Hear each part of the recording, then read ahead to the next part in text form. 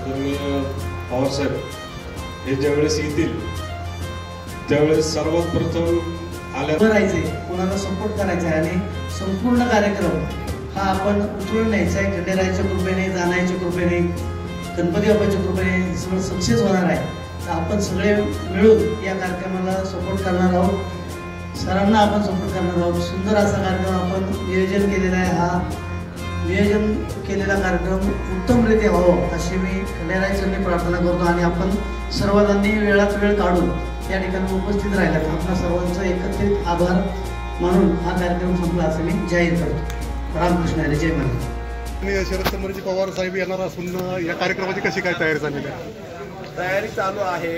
पवारसाहेब, आदरणीय शरदचंद्र पवारसाहेब हे मंगळवारी 8 तारखेला सकाळी 11 वाजता विविध विकास कामांच्या भूमिपूजनासाठी तसेच मल्हार नाट्यगृह हे अतिशय सुंदर असं सांस्कृतिक भवन जेजुरीमध्ये नगरपालिकेच्या माध्यमातून उभं राहिलं, त्याचा लोकार्पण सोहळा अशा संयुक्तिक कार्यक्रमासाठी येणार आहेत. आपल्या चॅनलच्या माध्यमातून सगळ्यांना विनंती, सगळ्यांनी उपस्थित राहावं.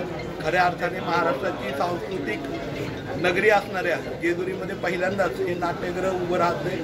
या आदरणीय पवारसाहेबांच्या आणि आमच्या सर्वांच्याच जेजुरीकरांच्या स्वप्नातलं असं सभागृह आहे. आपल्या सगळ्यांच्या सर्व माझ्या सहकाऱ्यांच्या वतीने आपल्या सर्वांना मी विनंती करतो.